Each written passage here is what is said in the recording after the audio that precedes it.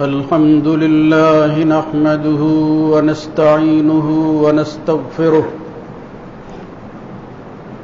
ونعوذ بالله من شرور أنفسنا ومن سيئات أعمالنا من يهده الله فلا مضل له ومن يضلل فلا هادي له وأشهد أن لا إله إلا الله وحده لا شريك له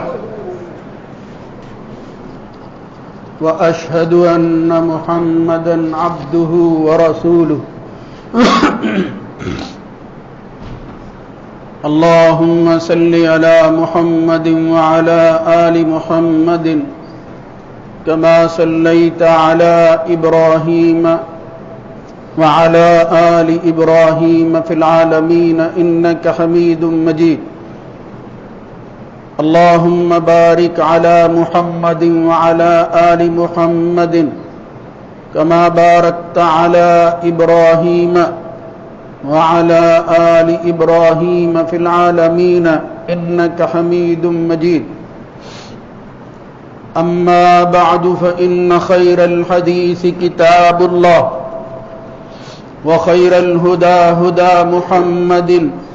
صلى الله عليه وآله وسلم وشر الأمور محدثاتها وكل محدثة بدعة وكل بدعة ضلالة وكل ضلالة في النار رب أعوذ بك من همزات الشياطين من همزه ونفخه ونفسه يا أيها الذين آمنوا اتقوا الله حق تقاته ولا تموتن إلا وأنتم مسلمون يا أيها الناس اتقوا ربكم الذي خلقكم من نفس واحدة وخلق منها زوجها وبث منهما رجالا كثيرا ونساء واتقوا الله الذي تساءلون به والأرحام إن الله كان عليكم رقيبا يا أيها الذين آمنوا اتقوا الله وقولوا قولا سديدا يصلح لكم أعمالكم ويغفر لكم ذنوبكم ومن يطع الله ورسوله فقد فاز فوزا عظيما رب اشرح لي صدري ويسر لي أمري واحلل عقدة من لساني يفقهوا قولي وإذ تأذن ربك ليبعثن عليهم إلى يوم القيامة من يسومهم سوء العذاب إن ربك لسريع العقاب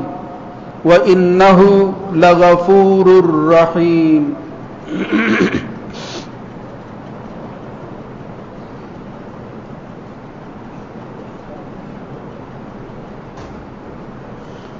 اور یاد کرو اس وقت کو جب تیرے رب نے اعلان کیا کہ وہ ان پر قیامت کے دن تک ایسے لوگوں کو یا ایسے شخص کو مسلط کر دے گا جو ان کو برے عذاب میں مبتلا کر دیں گے بلا شبہ تیرا رب سزا دینے لگے تو بہت جلدی کرنے والا اور بلا شبہ وہی بخشنے والا بھی ہے رحم کرنے والا بھی.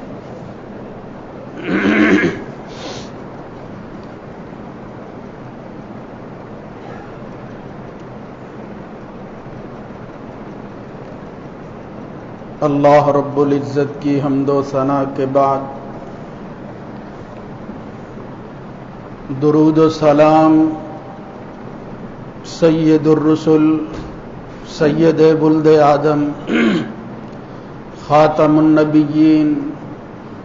جناب محمد الرسول اللہ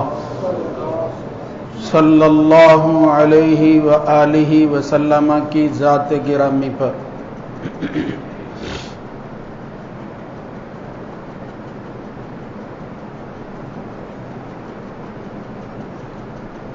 اللہ رب العزت جب کسی پر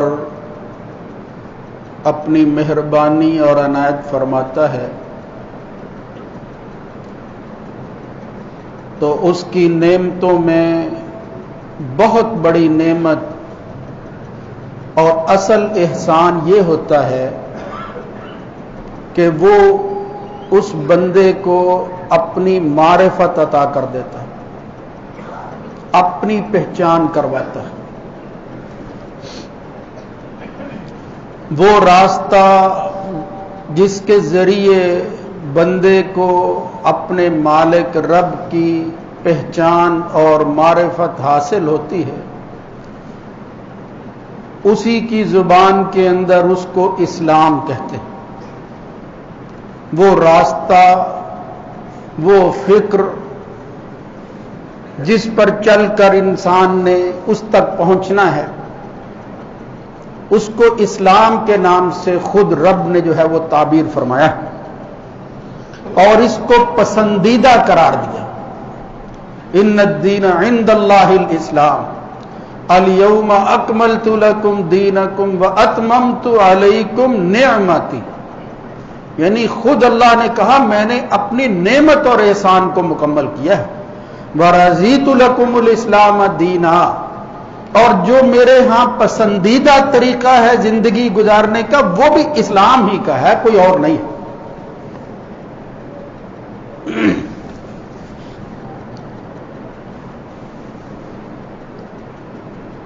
قرآن مجید فرقان حمید کا مطالعہ کریں،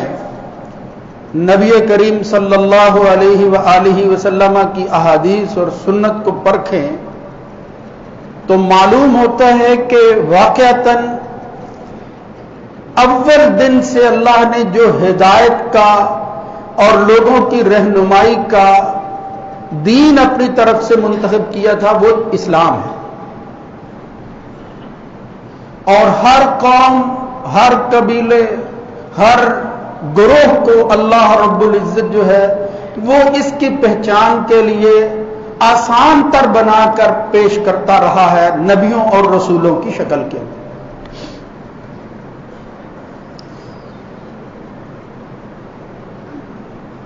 اس آخری امت محمدیہ سے پہلے دو بڑی قومیں جن کو اللہ رب العزت نے اسی نعمت سے نوازا اور بے شمار اور انعامات کیے، ان کو اپنی آخری کتاب میں اہل کتاب کے نام سے تعبیر کرتا ہے۔ وہ لوگ الذین اوتوا الکتاب والامیین، یعنی جہاں گروہوں کی پہچان اور تعارف کے حوالہ سے الگ الگ نام بتائے، اس میں ان لوگوں کو کہا وہ لوگ جن کو کتاب دی گئی، یعنی اللہ نے اپنی کتاب ان کو نازل جو ہے وہ دی تھی، تھما دی تھی، وہ نازل کی تھی، وہ بھی ایک احسان تھا۔ یعنی جس طرح آخری امت کے لیے یہ کتاب نازل ہوئی جس کو قرآن مجید فرقان حمید کہتے ہیں، ان کے ہاں وہ پہلی کتابیں تھیں جس کی وجہ سے وہ اہل کتاب شمار ہونے لگے۔ یعنی باوجود اس کے کہ وقت گزرنے کے ساتھ انہوں نے انحراف کا راستہ اختیار کیا، بغاوت پر اتر آئے اور ایمان کو اس طرح قبول نہ کیا جس طرح اللہ کی منشا تھی، پھر بھی اللہ نے ان کی پہچان کے لیے یہ کہا کہ یہ وہ لوگ ہیں جو کافر نہیں، یعنی کفر تو ہے ہی، دوسرے بھی لوگ کافر ہیں، لیکن ان کے کفر کے ساتھ ساتھ ان کو یاد رکھو کہ ان کے کفر کی وجہ یہ ہے کہ اللہ نے جو انعام کیا تھا ان میں سے ایک نعمت کتاب کی شکل میں بھی دی گئی تھی، اس کی بھی انہوں نے قدر نہیں کی، کتاب سے جو ہے وہ بھی روگردانی کر لی تھی۔ اس سے معلوم ہوتا ہے کہ جو شخص اس کتاب کی، اس اللہ کے پیغام کی قدر نہیں کرتا، پھر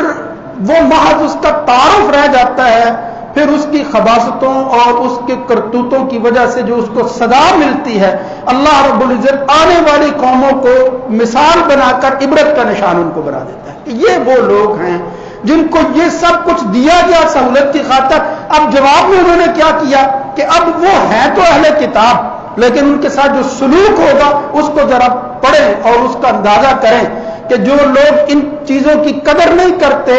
تو ایسے ناقدروں کی سزا پھر اللہ تعالیٰ جو ہے وہ کتنی متعین کرتا ہے اور کس طرح اس نے جو ہے وہ تیار کر رکھی۔ یہ بات ہمارے لیے بھی قابل غور ہے، لیکن اس وقت آج جو ہمارے پیش نظر بات ہے وہ یہ کہ اس وقت دنیا میں ایک بڑا مسئلہ چل رہا ہے، فلسطین کا مسئلہ، یعنی اس علاقے کا مسئلہ کہ جو صرف علاقائی تنازع نہیں ہے، وہ جھگڑا اب مذہبی تنازع جو ہے وہ بھی بنا دیا گیا ہے، اور وہ کسی نہ کسی طرح اٹیچ ہے اس کے ساتھ کہ وہ علاقہ ہی اس طرح کا تھا کہ ان دو چیزوں کو الگ کرنا ممکن نہیں تھا۔ اب اس مسئلے کی حقیقت کہ ہوا کیا ہے، مسلمان اور امت یہاں تک پہنچی کیسے ہے، یہ تو ایک لمبا مسئلہ ہے، اس کو آپ لوگ جو ہے وہ بھی ریسرچ کریں، آپ جان لیں گے، اور مجھے اجازت دیجئے کہ میں کہوں کہ کسی نہ کسی طرح ہماری اپنی کمزوریوں، اپنے نقائص اور اپنی کرتوتوں کا کرشمہ ہے جو آج ہمیں بھگتنا پڑ رہا۔ کسی نہ کسی طرح آپ یہ سچ جو ہے وہ یقیناً اپنے سامنے لائیں گے تو کسی حقیقت کے بعد جو ہے وہ کسی صحیح نتیجہ پر پہنچیں گے، ورنہ جذبات کی رو میں بیٹھ کر وقت گزاری تو ہو سکتی ہے، مستقل حل کوئی نہیں ہو سکتا۔ اس لیے اس بات کو اچھی طرح جان لو، یہ وہی علاقے ہیں کہ جہاں ہمارے ہی بھائیوں نے پیسوں کی خاطر یہ زمینیں جو ہیں وہ بیچ دی تھی۔ اس وقت لوگوں نے فتوے تک دیے کہ یہ زمینیں ایسے لوگوں کو دینے کی اجازت نہیں ہے، پرواہ نہیں کی گئی۔ پھر کچھ غیر جو ہیں وہ تو ہر وقت متلاشی ہوتے ہیں کہ یہ جو اللہ رسول کے نام لیوا ہیں ان کی مخالفت کی جائے، کسی طرح ان کو نقصان پہنچایا جائے، تو وہ انگریز اس وقت جو ہے وہ دنیا کے دیگر علاقوں کی طرح وہاں کا حاکم تھا، اس نے جو فیصلہ کیا اس میں جو اس کے زیادہ قریب تھے ان کے حق میں فیصلہ کر دیا گیا۔ یہی اقوام متحدہ جو دراصل اقوام متفرقہ ہے، یہ جو جس کی لاٹھی اس کی بھینس کا ادارہ ہے، جس میں بڑے لوگ جو ہے بالکل یہ گاؤں کے چوبڑی کی طرح ان کی چودراہٹ کو تسلیم کر لیا گیا ہے کہ اگر پوری امت، پوری دنیا ایک طرف ہو، یہ کوئی فیصلہ کر دے تو ان کو کوئی اور جو ہے وہ چیلنج نہیں کر سکتا، یہ اتھارٹی ہے۔ بہرحال یہ کئی مسائل ہیں جو اس وقت ہمارے پیش نظر ہیں جن سے ہمیں جو ہے وہ واسطہ پڑتا ہے، لیکن میں آپ کو صحیح بات بتاتا ہوں، قرآن و سنت کی روشنی میں علی وجہ البصیرت جو بات سمجھ آتی ہے کہ جب آدمی ہوتا ہے مغلوب، جب اس کی ذہنیت ہوتی ہے غلامانہ، اس سے کوئی صحیح فیصلہ وہ ممکن نہیں ہوتا، بہت مشکل ہو جاتا ہے، وہ اس کے لیے بڑے ہی مسائل ہوتے ہیں۔ آج اس بات کو ہمیں تسلیم کر لینا چاہیے کہ اس وقت یعنی جن حالات میں ہم گزر رہے ہیں، یہاں مسلمان جو ہیں وہ حاکم نہیں ہیں، یہ محکوم ہیں، مغلوب ہیں، اور ان کے مقابلہ کے اندر اللہ نے جن کو مغلوب قرار دیا ہے اور جنہوں نے مغلوب رہنا ہے، ظاہری اعتبار سے وہ غالب اور حاکم نظر آ رہے ہیں، مگر اللہ کی بات جو ہے اس کے اندر سچائی ہے، ان لوگوں میں جن کو جو ہے وہ مغلوب رہنا ہے، آخر کار یہ اللہ کا نظام اور ہے، ہمارے ہاں ہم کیا کچھ کرتے رہے ہیں اور کیا کر رہے ہیں یہ بات اور ہے۔ اللہ کا فیصلہ کیا ہے؟ اللہ جو کائنات کا خالق اور مالک ہے، اس نے جو کچھ ہمیں اپنے رسولوں کے ذریعے باتیں بتائی ہیں، جو پیشن گوئیاں کی گئی ہیں، اس کی روشنی کے اندر آخر کار غلبہ اللہ ہی کو ہوگا، اور انشاءاللہ ابتدا بھی اسی سے ہے، بدا الاسلام غریباً وسیعود غریباً کما بدا فطوبى للغرباء، یہی سچائی کی بات ہے۔ خوش قسمتی ہے جو ان لوگوں کے ساتھ، اس گروہ کے ساتھ بندہ رہے گا جو اسلام اور اس سے متعلقہ لوگوں کے ساتھ جو ہے وہ اپنا تعلق رکھتے ہیں اور وابستہ رہتے ہیں، جو اسی کو اپنے لیے اتھارٹی تسلیم کرتے ہیں۔ بہرحال میں جو بات کرنا چاہتا ہوں اس وقت وہ ہے یہود کی، خاص طور پر یہ یہود اپنے زمانہ سے لے کر محمد الرسول اللہ صلی اللہ علیہ وسلم کی بعثت کے بعد یہ مسلمانوں کے مخالف رہے ہیں، عداوت ہے ان کے دلوں کے اندر۔ وَدَّ كَثِيرٌ مِّنْ أَهْلِ الْكِتَابِ لَوْ يَرُدُّونَكُم مِّن بَعْدِ إِيمَانِكُمْ كُفَّارًا یہ تو سمجھتے تھے کہ ہماری سرداری کی وجہ اور ان میں سے بڑی حکمت جس کو ہم لوگوں کے سامنے پیش کر کے اپنے آپ کو سربراہ بنائے ہوئے ہیں، ہمارے سامنے کوئی بات کرنے کی ضرورت نہیں کرتا، وہ یہ ہے کہ یہ دنیا بھی ہماری ہے اور آخرت بھی ہماری ہے۔ آخرت کے حوالے سے وہ دعویٰ کرتے تھے کہ ہم پیغمبروں کی اولاد ہیں، ہم کتابوں کے حامل ہیں، اہل کتاب ہیں، لہذا یہ دنیا جو ہے اس میں بھی ہمارا کوئی مقابلہ نہیں ہے، اخروی زندگی میں بھی ہمارا کوئی مقابلہ نہیں، یعنی دین دنیا دونوں پر تسلط جمانے کی کوشش کی یہ یہود نے۔ لیکن جب رسول اللہ صلی اللہ علیہ وسلم تشریف لے آئے، وہ تو جانتے تھے الذین آتیناہم الکتاب یعرفونہ کما یعرفون ابناءہم، وہ اس حقیقت کو جانتے تھے کہ ایک وقت ایسا آنے والا ہے کہ جب سچائی کی شکل کے اندر ایک آخری نبی آئے گا کہ جس کے بعد وہ نبی جو ہے اسی کی بات کو جو ہے وہ غلبہ حاصل ہوگا، وہی سچائی پر ہوگا، اس کے مقابل کی ساری قوتیں وہ باطل پر ہوں گی۔ ان سے بڑھ کر اس حقیقت کو کوئی نہیں جانتا تھا۔ فرمایا یہ تو ایسے جانتے ہیں جس طرح کوئی بندہ اپنے بیٹے کو جانتا ہے کہ یہ میری ہی اولاد ہے۔ وَإِنَّ فَرِيقًا مِّنْهُمْ لَيَكْتُمُونَ الْحَقَّ وَهُمْ يَعْلَمُونَ، اب کرتے کیا ہیں، وہ جان بوجھ کر حق کو چھپاتے ہیں کہ پردہ پڑا رہے، لوگوں کو پتہ نہ چلے۔ تو اللہ فرمایا الحق من ربک فلا تکونن من الممترین، حق کو اللہ نے واضح کرنا ہے، آپ شک نہ کریں، ہو کر رہے گا واضح۔ تو میرے بھائیوں ہوا یہ ہے کہ یہ جو قوم ہے، یہ جو یہود، ان کی کرتوتوں کی وجہ سے اللہ رب العزت نے ان کو مغضوب قوم قرار دیا ہے، اللہ کی ناراضگی کا حصہ بننے والی قوم، یعنی اللہ کی نظروں سے گر جانے والے لوگ ہیں۔ اس لیے ان کو اس دنیا کے اندر اللہ کے فرمان کی روشنی کے اندر کبھی غلبہ، کبھی قوت حاصل نہیں ہو سکے گی۔ اللہ قرآن مجید میں کئی جگہ پر، بلکہ قرآن مجید پڑھے سب سے زیادہ جس قوم کا تذکرہ اللہ نے کیا ہے ہماری ہدایت کے لیے کہ مثال کے طور پر دیکھو ان کے حالات، وہ یہ یہودی ہیں۔ تو اللہ نے کہیں سورہ بقرہ میں، کہیں آراف میں، جگہ جگہ فرمایا ضربت علیہم الذلۃ والمسکنہ، ذلت، محتاجی یہ ان پر مسلط کر دی گئی ہے۔ وباءوا بغضب من اللہ، اللہ کے غضب کے ساتھ یہ لوٹیں گے۔ ذالک بانہم کانوا یکفرون بآیات اللہ، ان کے جرائم میں سے یہ جرم ہے کہ یہ اللہ کی نشانیوں کا کفر کرتے تھے، انکار کرتے تھے۔ اور پھر کیا کرتے؟ اپنے محسنوں کو جو اس ہدایت کی طرف لوگوں کو بلاتے، یقتلون النبیین بغیر الحق، بغیر کسی وجہ کے، کہیں جو ہے وہ یحییٰ علیہ السلام کو، کہیں کسی دوسرے نبی کو اپنے ہی ہاتھوں کے ساتھ ان کے گلے پر چھری چلاتے رہے، ذبح کرتے رہے۔ ذالک بما عصوا وکانوا یعتدون، حد سے تجاوز کر چکے ہیں یہ لوگ۔ اس لیے اللہ نے یہ جو آیت میں نے شروع میں پڑھی، فرمایا ہر وقت جو ہے وہ کوئی نہ کوئی تکلیف دینے والا میں ان کے پیچھے لگا کر رکھوں گا۔ یہ اس وقت جو صورتحال ہے، بات بہت لمبی ہو جائے گی،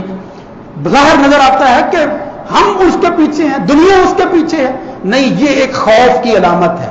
دراصل وہ یہ جو سب کچھ تیاری کر رہا ہے، وہ بھی جب آدمی ڈرا ہوا ہوتا ہے تو وہ کہتا ہے کہ جتنا ممکن ہو سکے گارڈ رکھ لو، ارد گرد جو ہے وہ ایسا ماحول پیدا کرو میری جان بچ جائے۔ یہ بالکل صورتحال اس وقت یہود کی یہ ہے کہ میں بچ جاؤں کسی طرح، پتہ ان کو اچھی طرح ہے کہ بچنا نہیں ہے، لیکن کوشش کرتا ہے بچ۔ یہی کچھ ان کے ساتھ ہو رہا ہے۔ مگر یہ جو مسئلہ اس وقت ہمیں درپیش ہے، اس تاریخ سے ہٹ کر، یہ تاریخ بڑی دلچسپ ہے اور ایک حقیقت ہے جو اللہ تعالیٰ نے کھول کھول کر بیان کر دی ہے، قرآن مجید میں پڑھنے والی چیز ہے۔ تو جو اس وقت مسئلہ ہے، اس میں اب ہماری جو ہے وہ کرتوتیں، ہمارے جو غلط فیصلے ہیں، ان کی وجہ سے جو کچھ ہوا ہے، اس پر بات کریں تو بظاہر جو ہے وہ مسلمان ناراض ہوں گے، وہ لوگ ناراض ہوتے ہیں۔ ورنہ آپ دیکھیں جہاں کہیں بھی کوئی مسئلہ ہوتا ہے، اصل سچویشن، ایگزسٹنگ سچویشن جسے کہتے ہیں، مختلف ہوتی ہے۔ ہم جذبات کے اندر صرف اس لیے حمایت کرتے ہیں کہ ہمارے اپنے ہیں، یعنی کوئی آدمی جو ہے وہ اپنا بھی غلط راستے پر چلے، بندہ سمجھتا اس کو اپنا ہی ہے، اسی کی حمایت کرے گا، غیر کے ساتھ کھڑا نہیں ہوتا۔ کچھ اسی طرح کا معاملہ ہے کہ ہم اپنے ان بھائیوں کے ساتھ یہ بات کرتے ہوئے بھی آج ہمیں شرم آنی چاہیے کہ مسلمان کا بھائی ہوتا ہے، وہ جہاں کہیں بھی ہو۔ المؤمن للمؤمن کالبنیان حضور نے فرمایا تھا، وہ ایک ایسی سیسا بلائی ہوئی دیوار کی طرح ہوتا ہے، یشد بعضہ بعضا، جس میں ایک دیوار دوسرے کے ساتھ پیوست ہو کر ایسی پختہ عمارت کی بنیاد رکھتا ہے جس کو کوئی گرا نہیں سکتا۔ مومن تو اس طرح کا ہوتا ہے، المسلم اخو المسلم لا یظلمہ ولا یظلمہ۔ لیکن میرے بھائیو، یہ صرف پڑھنے سننے کی حد تک کی باتیں رہ گئی ہیں، یعنی یہ ہمارے لیے اللہ حجتیں تمام کر رہا ہے کہ ان کے ساتھ بھی یہی کچھ ہوا. ذرا اپنے کرتوت دیکھو. اگر تم نے اصلاح نہ کی، خدا نہ خواستہ کہیں انجام کے طور پر وقتی طور پر ہی صحیح تم اس سزا کے حقدار نہ بن جاؤ جو اللہ نے ایسی قوموں کے لیے تیار کی ہے. اصول اور قانون اللہ کا بدلتا نہیں ہے.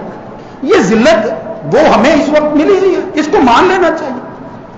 جس شکل میں بھی ہے. اب اس کی طرف توجہ نہیں ہے. ہمارا رشتہ کہنے کی حد تک تو ان بھائیوں کے ساتھ ہے کہ وہ مسلمان ہیں، ہمارے بھائی ہیں، لیکن ہم اس قدر بے بس ہیں کہ بیان دیتے ہوئے بھی ڈرتے ہیں کہیں اس کی وجہ سے ہمارا فلاں آقا ناراض تو نہیں ہو جائے گا،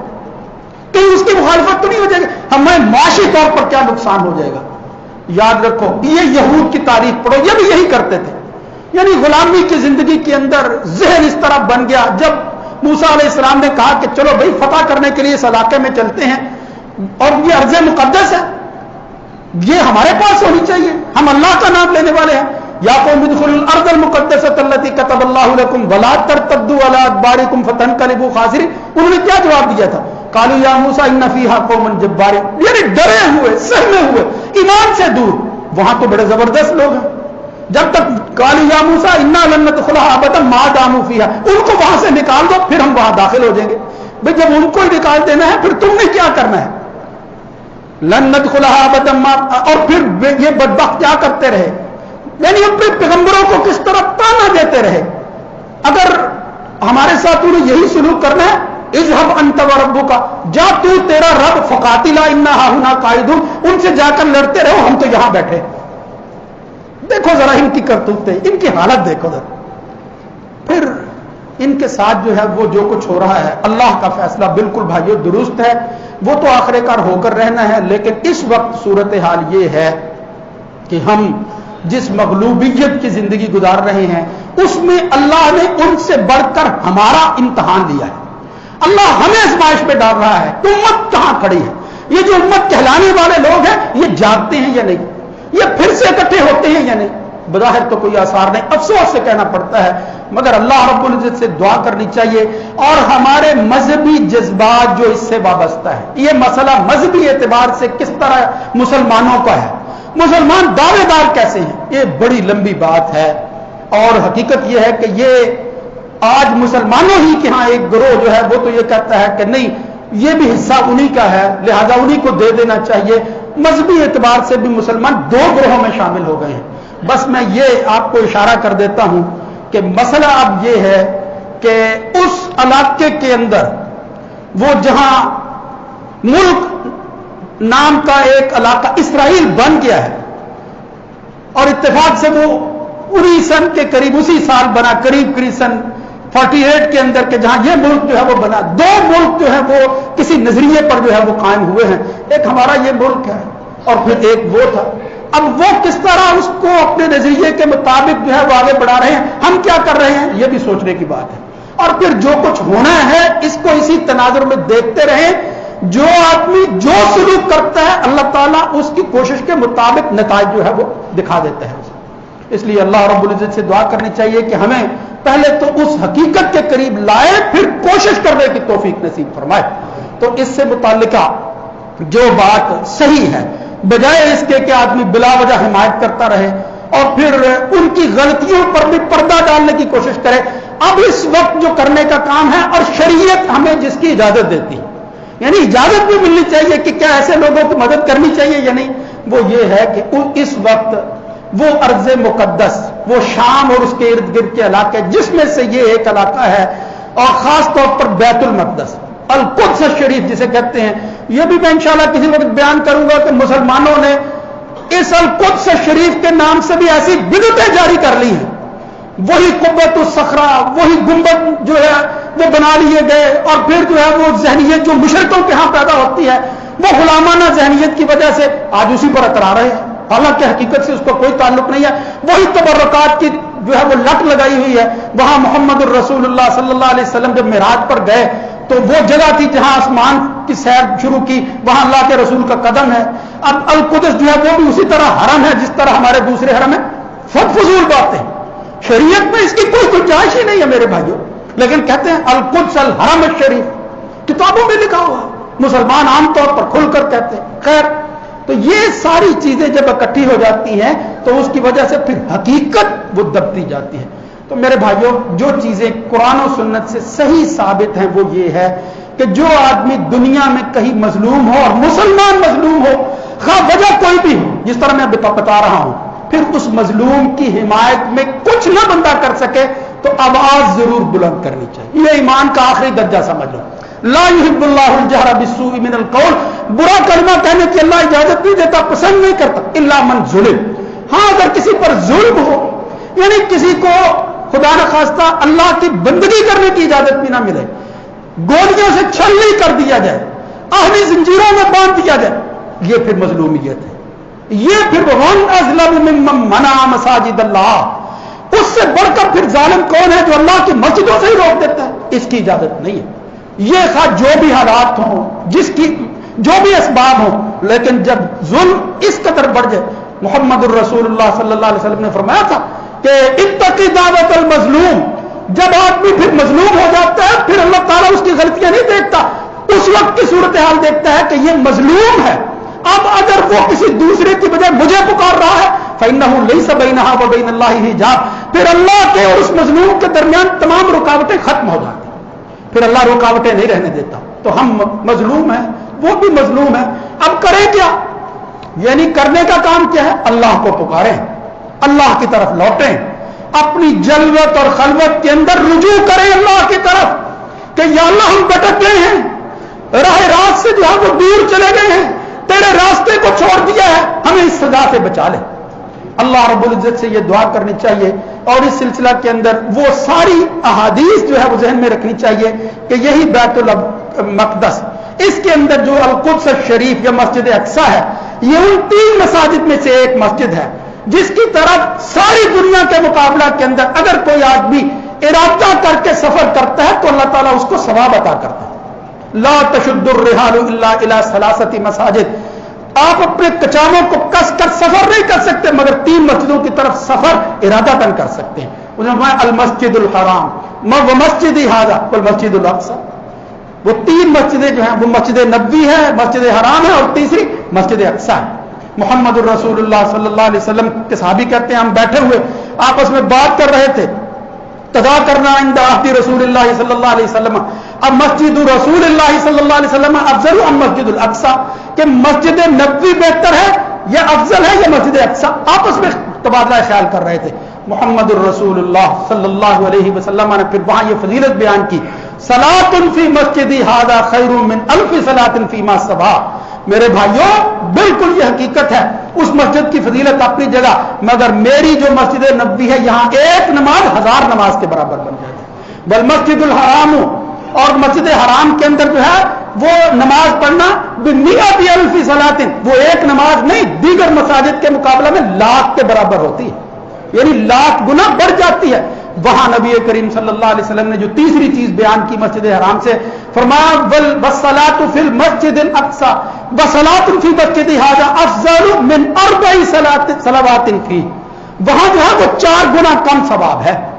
یہ صحیح روایت ہے، ورنہ ایک اور روایت آتی ہے جس میں نبی کریم صلی اللہ علیہ وسلم نے فرمایا الصلاۃ فی المسجد الاقصی افضل ب500 صلاۃ، یعنی وہاں 5 نمازوں کو جو ہے 500 نمازوں کا ذکر آتا ہے، 500 نمازوں کا. لیکن یہ جو روایت میں پیش کر رہا ہوں اس میں نبی کریم صلی اللہ علیہ وسلم نے جو فرمایا اس سے معلوم ہوتا ہے 250 نماز. صحیح بات جو ہے وہ یہی ہے کہ مسجد حرام میں 1,00,000، مسجد نبوی میں 1000، مسجد اقصی میں ارادہ کر کے سفر کر کے جو آدمی وہاں نماز پڑھتا ہے ایک نماز نہیں 250 نماز کا ثواب اس کو ملتا ہے. اس لیے زیارت کرنے کے لیے جانا، وہاں جو ہے وہ سفر اختیار کرنا اور پھر وہاں بیٹھنا، جس طرح ایک اور روایت طبرانی وغیرہ جو ہے وہاں آتی ہے، سنن نسائی میں بھی آتی ہے، نبی کریم صلی اللہ علیہ وسلم فرماتے ہیں حضرت سلیمان علیہ السلام نے جب اس کی تعمیر دوبارہ کی، یہ بھی تاریخ ہے کہ پہلے کس نے بنایا اس کو، بڑی باتیں ہیں اس حوالے سے، لیکن اس روایت میں آتا ہے کہ سلیمان علیہ السلام نے جس طرح تعمیر دوبارہ جو ہے وہ شروع کی تو بنانے کے بعد اللہ سے 3 چیزیں مانگی. وہ 3 چیزیں کیا تھی؟ حکمن یصادف حکمہ، یا اللہ مجھے ایسے فیصلے کی قوت عطا کر دے جو تیرے فیصلے کے مطابق ہو. یعنی سلیمان علیہ السلام دعا کرتے ہیں کہ میری بات اللہ کی بات کے جو ہے وہ مطابق ہو جائے. وَمُلْكًا لَا يَنبَغِي لِأَحَدٍ، یا اللہ میں دعا کرتا ہوں کہ مجھے ایسی بادشاہت عطا کر کہ دنیا میں کسی کو اس طرح کی بادشاہت نہ ملی ہو. محمد الرسول اللہ صلی اللہ علیہ وسلم فرماتے ہیں اثنتان فقد اوتیہما، دو چیزیں جو سلیمان نے مانگی تھی اللہ نے اس کو دے دی ہیں، وارجو ان یکون اوتیہما الثالثہ، اور مجھے اللہ کے گھر سے امید ہے کہ تیسری چیز جو سلیمان نے مانگی ہے وہ بھی اللہ اس کو دے دے گا۔ اور وہ کیا تھی؟ جناب سلیمان نے علیہ الصلوۃ والسلام نے دعا کی کہ یا اللہ جو میری اس مسجد کے اندر سفر کر کے جس کو میں نے تیرے حکم سے تعمیر کیا ہے یہاں پہنچے نماز پڑھے تو اس کو اس نماز کے پڑھنے کی وجہ سے جہاں نماز کی فضیلت کو بڑھا دیتا ہے وہاں فرمایا کہ مجھے دعا کی کہ یا اللہ یہ چیز بھی عطا کر دے کہ جو بندہ اس مسجد میں نماز پڑھ کے واپس جائے تو اس کو اس مسجد میں نماز پڑھنے کی وجہ سے رجعت کیومی ولدتہ امہ، اس طرح کر دے کہ جس طرح آج کے بعد جو ہے وہ اسی طرح اپنی زندگی نہیں شروع کرے جس طرح اس جہان میں آتے ہوئے بچہ بھی زندگی شروع کرتا ہے۔ یعنی جب انسان اس دنیا میں آتا ہے ماں کے پیٹ سے نکلتا ہے پاک صاف ہوتا ہے، تو فرمایا میں تیسری بات تجھ سے مانگتا ہوں کہ جو مسجد اقصی میں نماز پڑھے وہ واپس اسی طرح لوٹ جائے کہ جس طرح اس کے گناہوں کے اندر اس کی زندگی میں کوئی چیز جو ہے وہ بری شامل نہیں ہے، گناہ مٹ جائیں بالکل اسی طرح ہو جائے جس طرح وہ آج ہی ماں کے پیٹ سے پیدا ہوا ہے۔ یہ فضیلت بیان کی محمد الرسول اللہ صلی اللہ علیہ وسلم نے کہ سلیمان علیہ السلام نے یہ دعا کی تھی۔ یہی ایک وابستگی ہے مسلمان کی جس کو جھٹلایا نہیں جا سکتا، یہ وہ خواہش ہے جس کی تکمیل کے لیے آدمی وہ بےتابہ ہوتا ہے اور وہ ہر وقت کوشش میں رکھتا ہے کہ میں ان مساجد میں جاؤں، میں زیارت کے لیے مسجد حرام جاؤں، مسجد نبوی جاؤں اور اسی کے طرح مسجد اقصی کی زیارت کروں، لیکن اگر وہ غیروں کے قبضے میں ہو اور اس پر تسلط اس طرح کا جو ہے وہ پیدا کر دیا جائے کہ مسلمان کے لیے وہاں جانا ممکن نہ ہو، تو پھر میرے بھائیو کوشش اپنے جگہ پر، اور اگر کوشش کی ہمت نہیں ہے، نہیں بظاہر کچھ حالات، اس اللہ کو پکارو اور مظلوم بن کر پکارو اور دعا کرو، اور اس دعا میں سب شریک ہو کر آدمی جو ہے وہ حصہ بن جائے۔ اللہم انصر الاسلام والمسلمین، اللہم انصر الاسلام والمسلمین واخذل الکفر والکافرین، اللہم انصر من نصر دین محمد صلی اللہ علیہ وسلم وجعلنا منہم، واخذل من خذل دین محمد صلی اللہ علیہ وسلم ولا تجعلنا منہم، اللہم انصر الاسلام والمسلمین، اللہم انصر المظلومین، اللہم انصر المظلومین، اللہم اغفر للمؤمنین والمؤمنات وألف بین قلوبہم وأصلح ذات بینہم، اللہم لعن الکفرة الذین یصدون عن سبیلک ویکذبون رسلک ویقاتلون اولیاءک، اللہم خالف بین کلمتہم، اللہم خالف بین کلمتہم وزلزل اقدامہم وزلزل اقدامہم وانزل بہم باسک الذی لا تردہ عن القوم المجرمین۔ اے اللہ غیب سے ہماری اور مسلمانوں کی امداد فرما۔ اقول قولی ھذا استغفر اللہ لی ولکم ولسائر المسلمین۔